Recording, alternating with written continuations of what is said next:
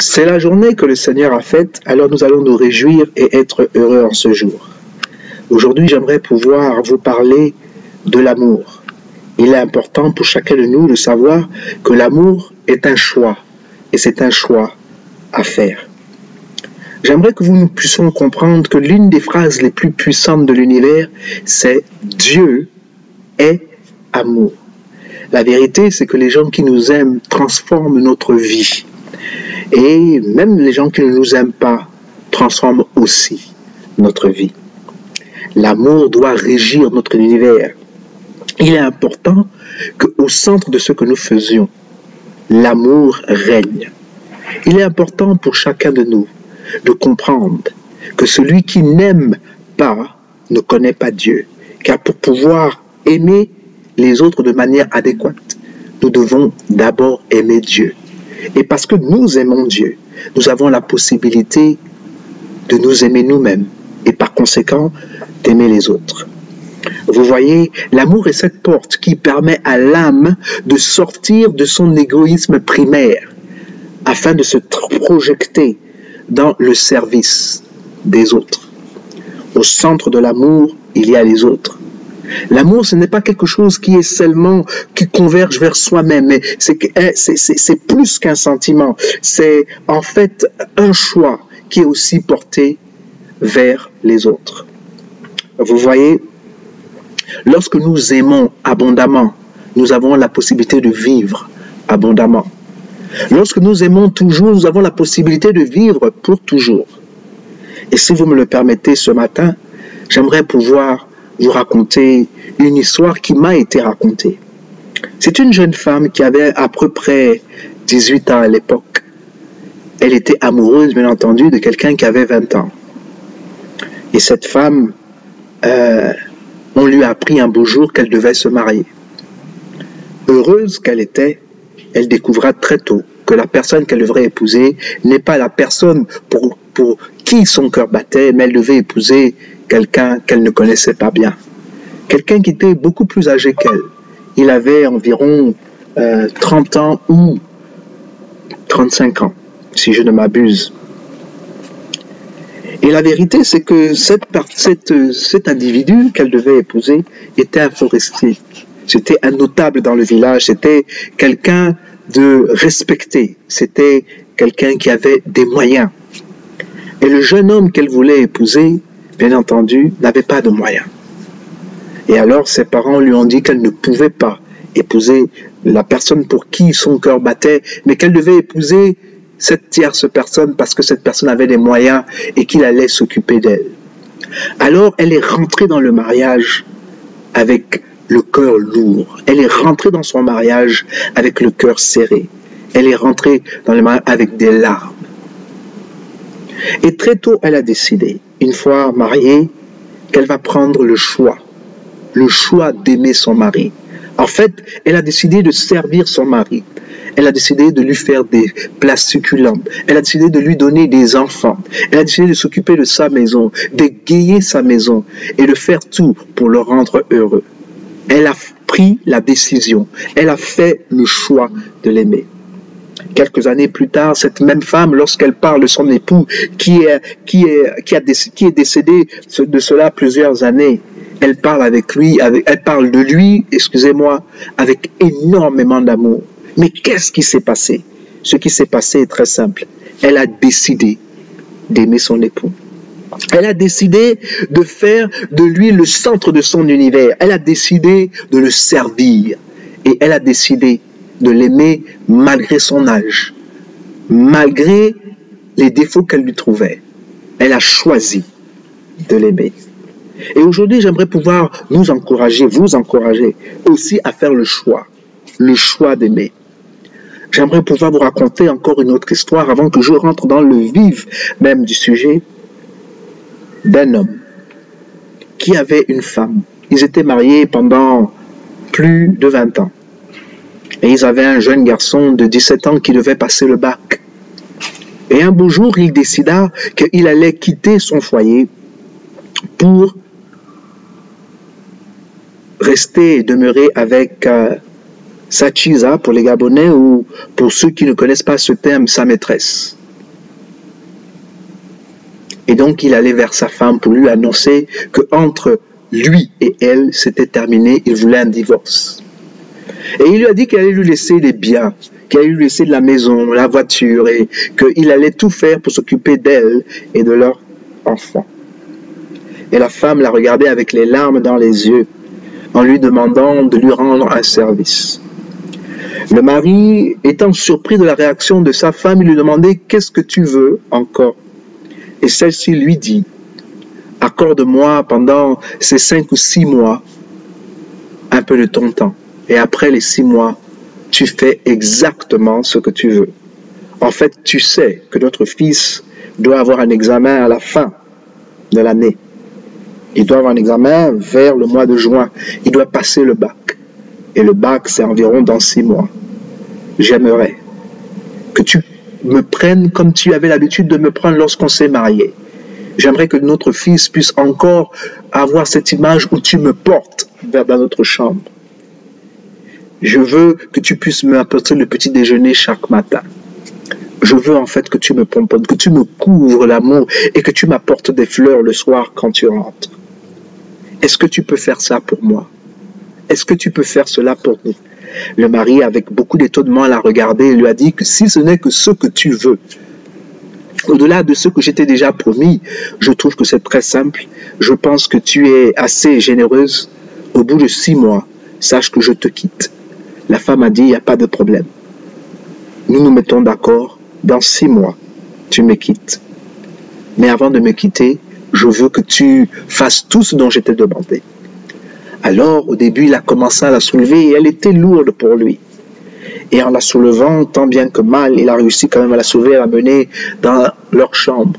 Et pendant qu'il le faisait, leur fils était en train de leur voir et lui, il applaudissait. Il était heureux de voir son père amener sa femme. Donc, d'amener sa mère dans la chambre. Il disait, oh, papa aime maman, papa aime maman. Il était en train d'applaudir son père. Et cela réjouissait au plus profond de lui-même le cœur du père. Et pendant qu'il était en train de porter sa femme, il était en train de regarder son visage et d'admirer ses cheveux. Et il était en train de découvrir que les cheveux blonds qu'elle avait étaient devenus grisonnants.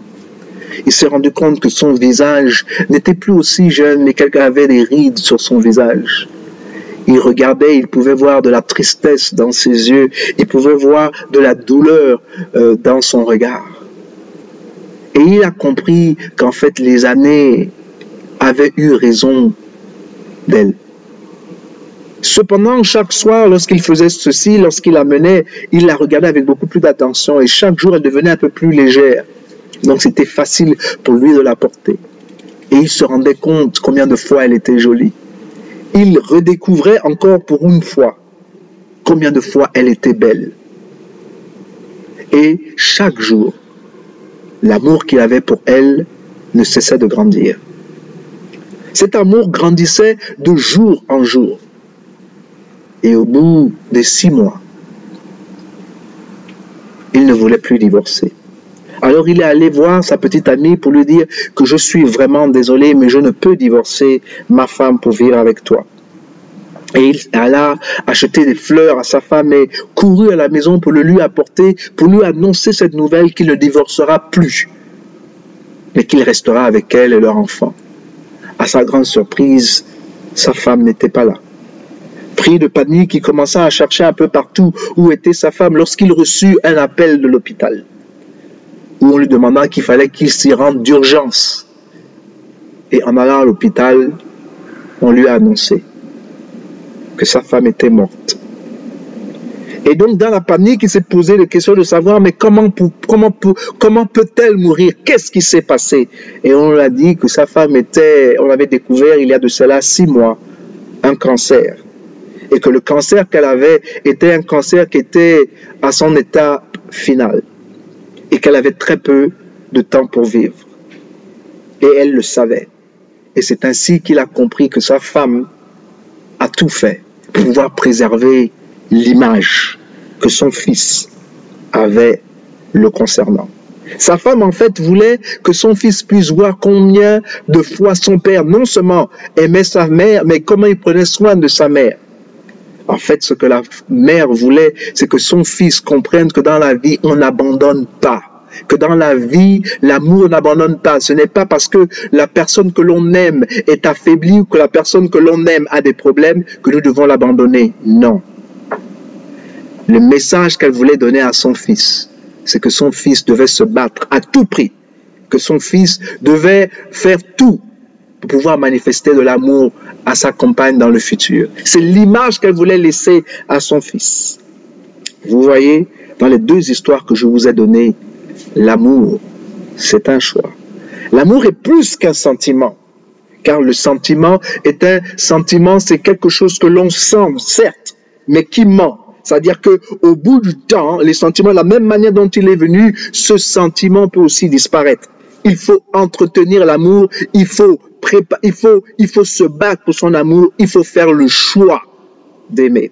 Et c'est alors que l'on fait le choix d'aimer que nous pouvons expérimenter l'amour dans toute sa splendeur et dans toute sa gloire. L'amour est la vie, avec un grand A majuscule.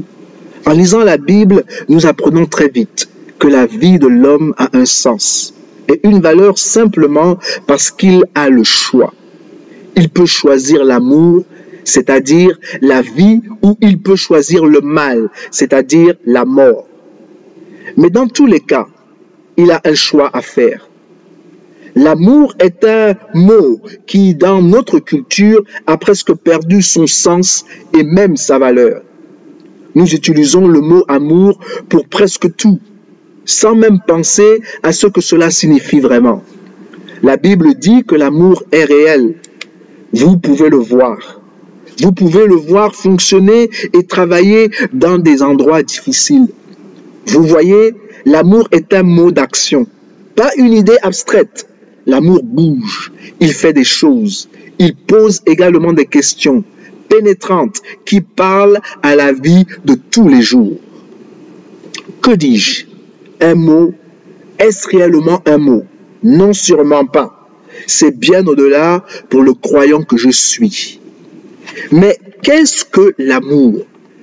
Pas une seule fois, la Bible ne fait référence à l'amour comme étant quelque chose que l'on ressent seulement.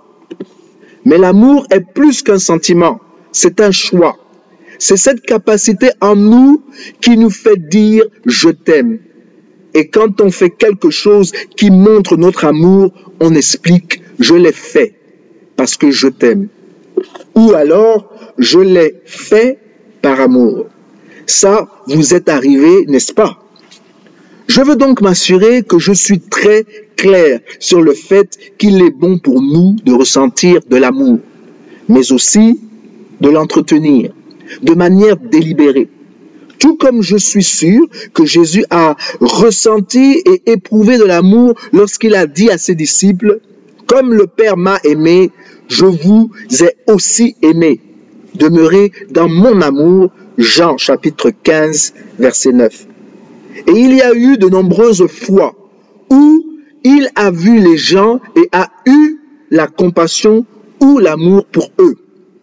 De même, la façon dont Jean s'est référé à lui-même comme étant le disciple que Jésus aimait, faisant référence à ce que Jésus ressentait pour lui. Qu'est-ce que l'amour? Pour moi, personnellement, l'amour engage trois entités. Si je peux le dire ainsi, quand je dis entité, c'est l'idée générale.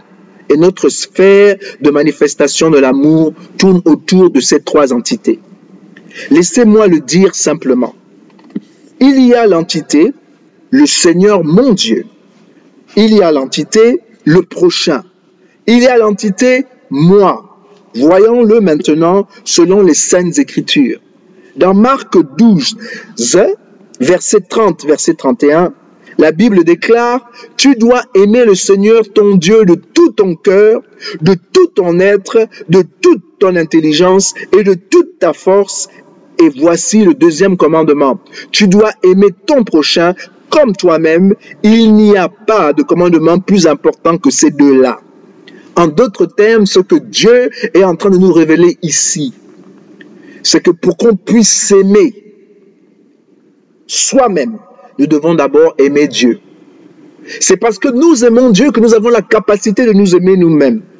Et c'est parce que nous avons la capacité de nous aimer nous-mêmes, parce que nous aimons Dieu, que nous avons la capacité d'aimer aussi les autres. Beaucoup d'hommes et de femmes s'abusent. Beaucoup d'hommes et de femmes ne s'aiment pas parce qu'ils n'aiment pas Dieu. Et parce qu'ils n'aiment pas Dieu, ils ont du mal à s'aimer. Et puisqu'ils ont du mal à s'aimer, ils n'aiment pas les autres de manière adéquate. Il est important pour nous d'aimer Dieu d'abord. Et après avoir aimé Dieu de toutes ses forces, de toute sa personnalité, de toute son intelligence, de tout son être, c'est de nous aimer nous-mêmes et d'aimer notre prochain comme on s'aime soi-même. Je veux le dire autrement.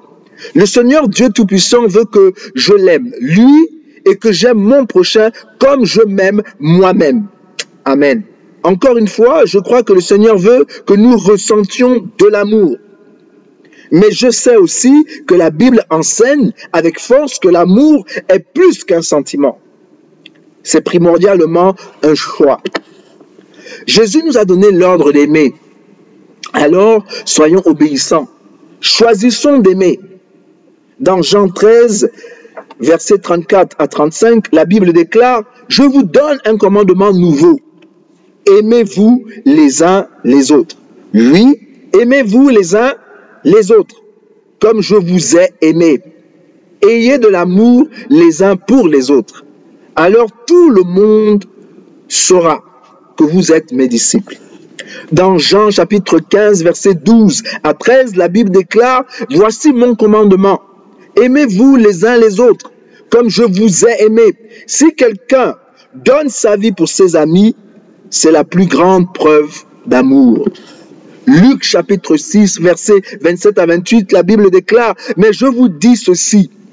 Mais je vous dis ceci. » Luc chapitre 6, versets 27 à 28, la Bible déclare « Mais je vous dis ceci, à vous qui m'écoutez, aimez vos ennemis, faites du bien à ceux qui vous détestent, souhaitez du bien à ceux qui vous souhaitent du mal, priez pour ceux qui disent du mal de vous. » La meilleure manière de pouvoir détruire un ennemi, c'est d'en faire un ami.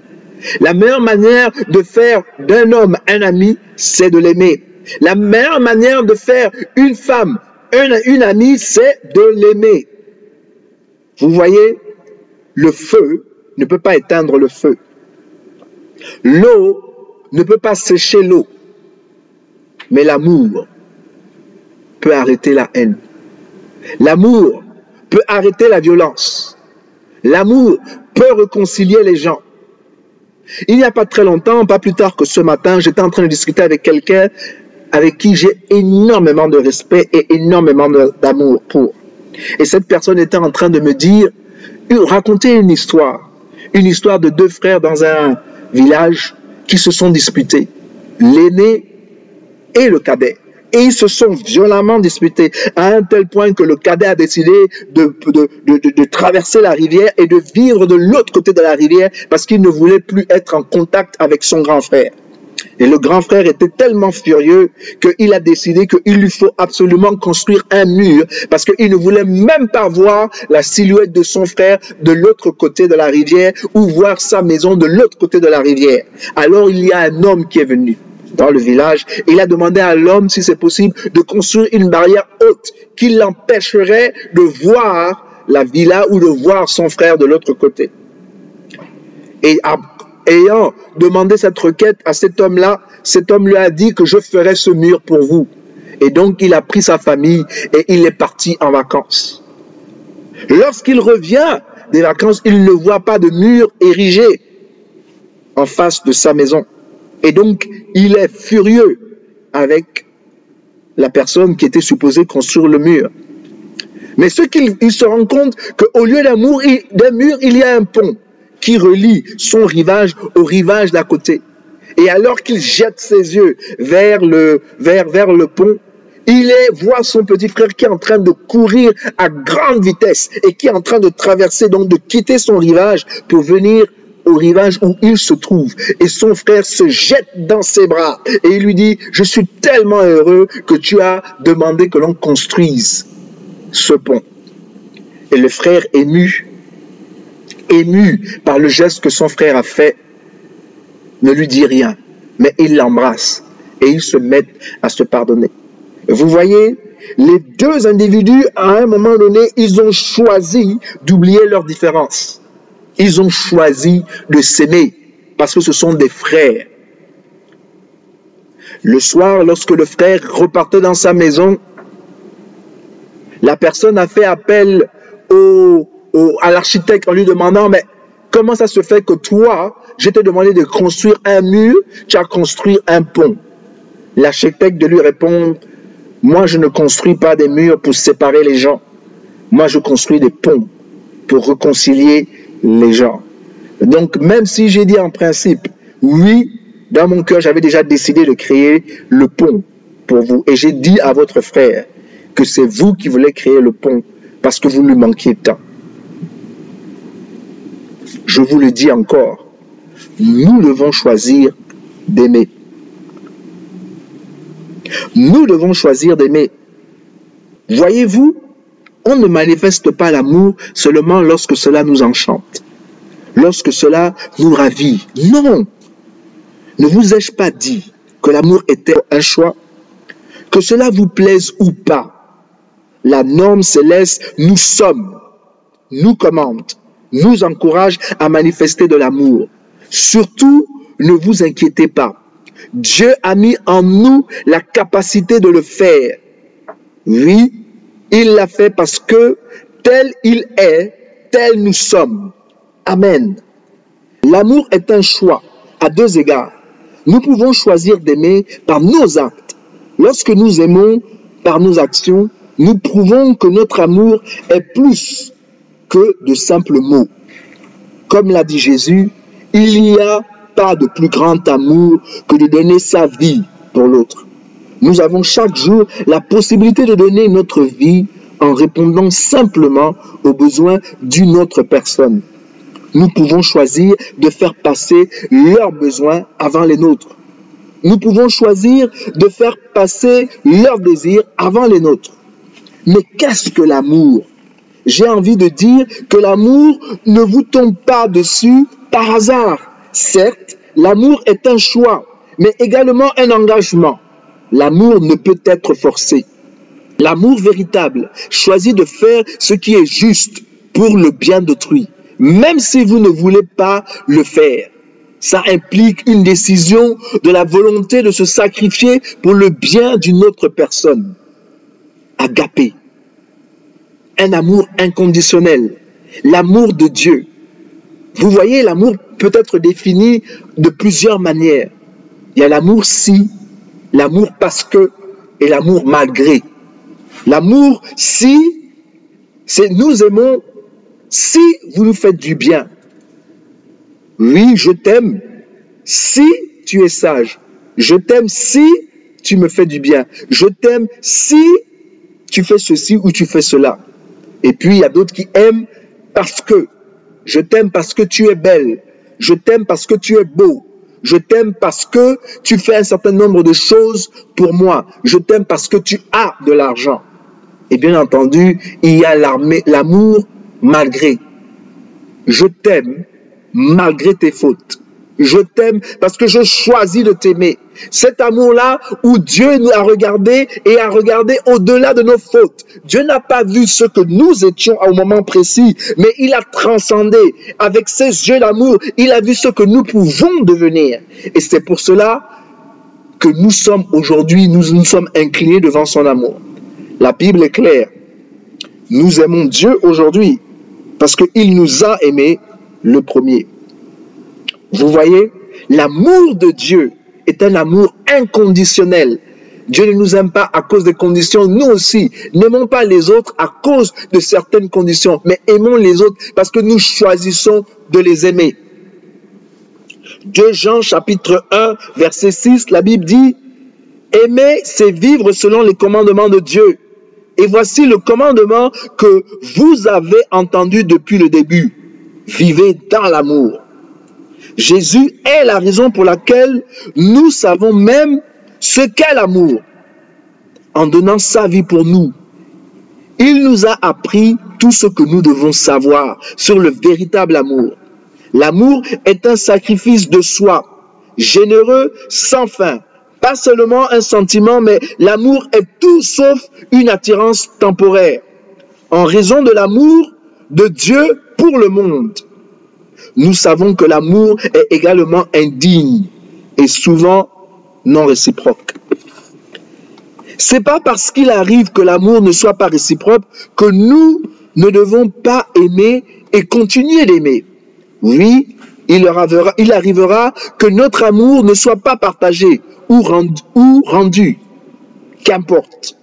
Jésus sur la croix a dit, « Père, pardonne-leur, car ils ne savent pas ce qu'ils font. » Luc chapitre 23, verset 34. Il a fait le choix d'aimer, quand bien même son amour avait été rejeté. Aujourd'hui, nous jouissons du choix d'amour de Jésus-Christ. Oui, en devenant enfants de Dieu, cet amour nous est bénéfique. Avant tout, aimez-vous de tout votre cœur, parce que l'amour efface beaucoup de péchés. 1 Pierre chapitre 4, verset 8. Continuez de choisir d'aimer, est le meilleur choix à faire. Je veux conclure en disant ceci. L'amour parle à la vie de tous les jours et ses paroles se trouvent en 1 Corinthiens chapitre 13, versets 4 à 8. L'amour est patient.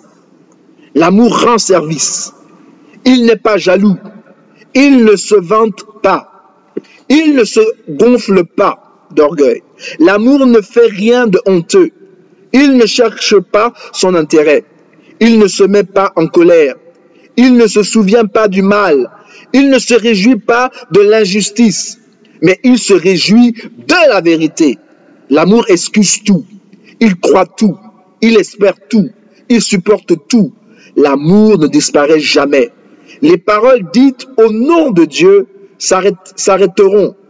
Le don de parler en langue inconnue disparaîtra. La connaissance finira. Prions. Seigneur, viens au secours de mon manque d'amour. Nous voulons te manifester de l'amour et manifester également à notre prochain. Crée en nous le vouloir et le faire, afin que ton commandement soit manifesté dans nos vies. Amen. J'aimerais donner l'opportunité à quelqu'un de faire de Jésus le Seigneur et Sauveur de sa vie. Dites après moi cette prière. Seigneur Jésus, je viens à toi tel que je suis. Aujourd'hui, je suis un pécheur et je le sais. Pardonne-moi mes péchés, purifie-moi de ton précieux sang. Aujourd'hui, je t'accepte comme mon Seigneur et mon Sauveur personnel. Merci Jésus de m'avoir sauvé.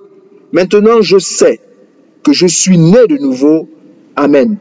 Je vous encourage donc tous à aller dans une bonne église qui est basée sur la Bible et donner à Dieu la première place.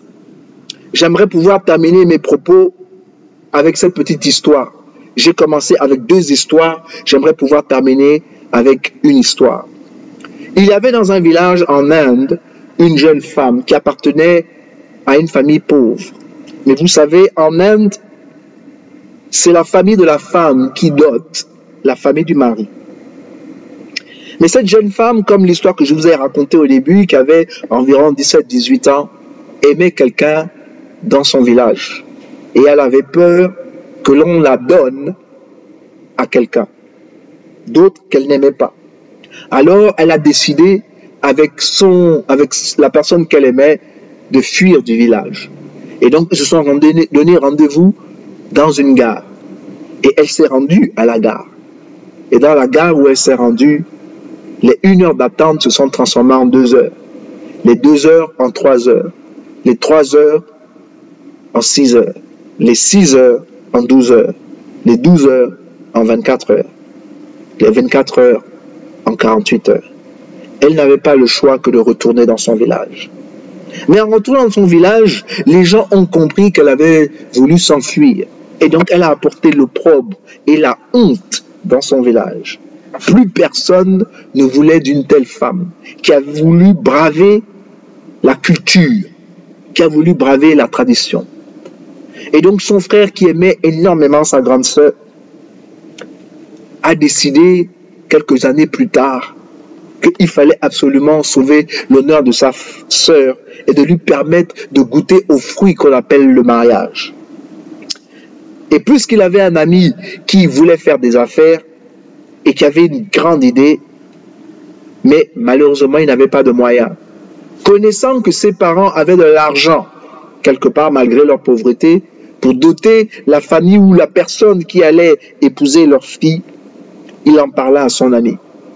Et son ami lui dit que je ne peux jamais épouser ta sœur. Ta sœur là, qui a amené l'opprobre, je ne peux jamais l'épouser. Personne dans le village ne veut d'elle, dans ton village ne veut d'elle, et ce n'est pas moi qui vais l'accepter. De toute manière, je ne l'aime même pas.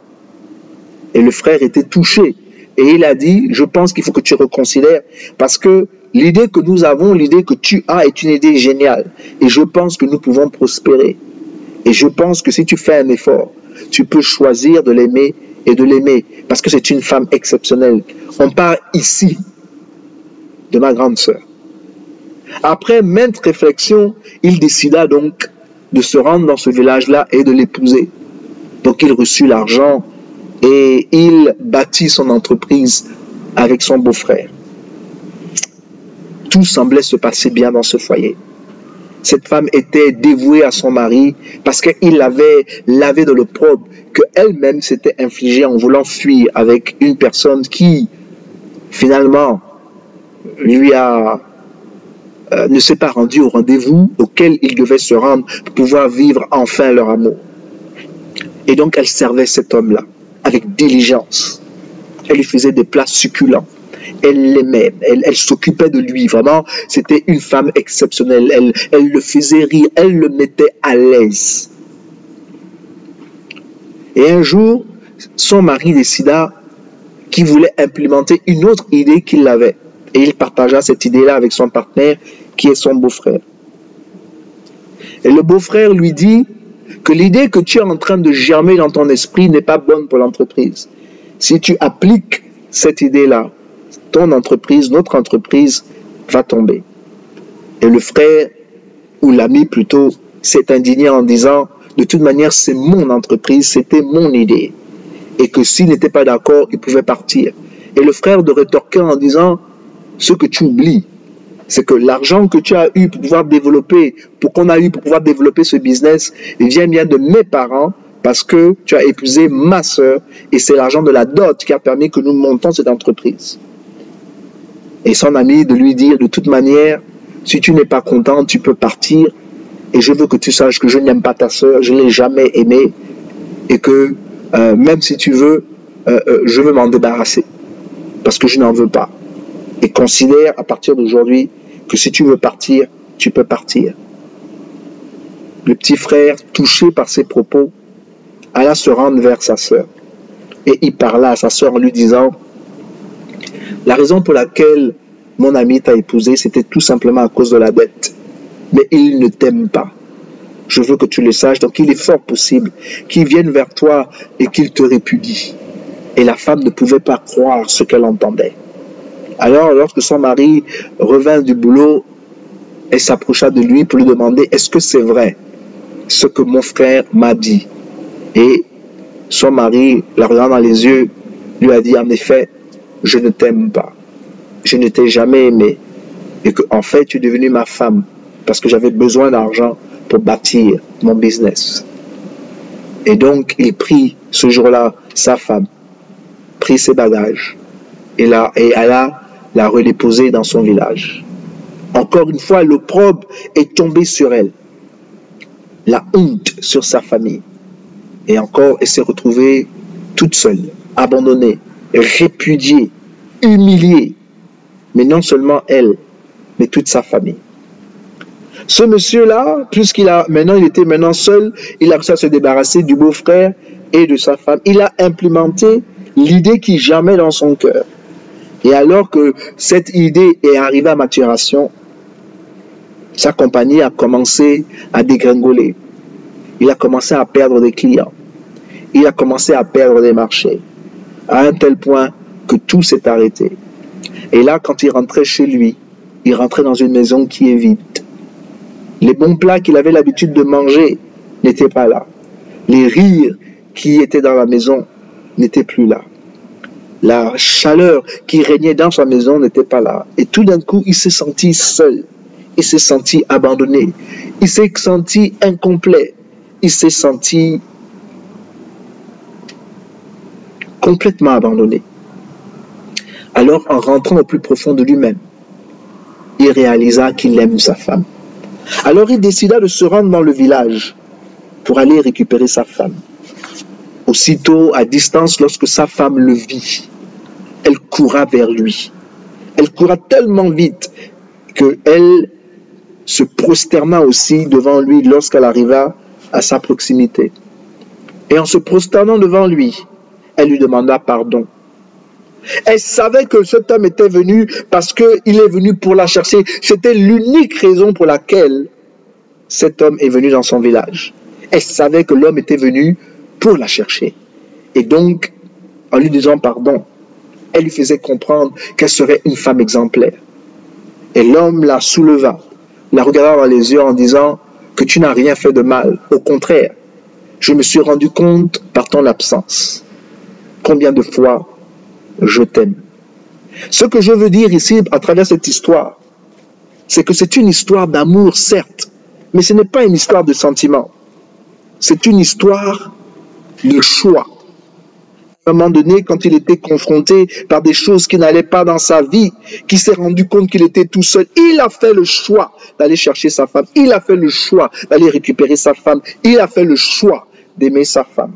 Et cette femme aussi a fait le choix de s'occuper de son mari, d'oublier l'opprobre qu'il lui a infligé.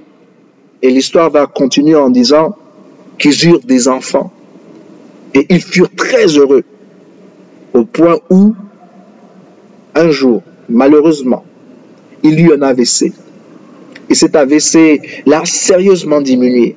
Il n'avait plus la capacité de pouvoir présider sur sa compagnie.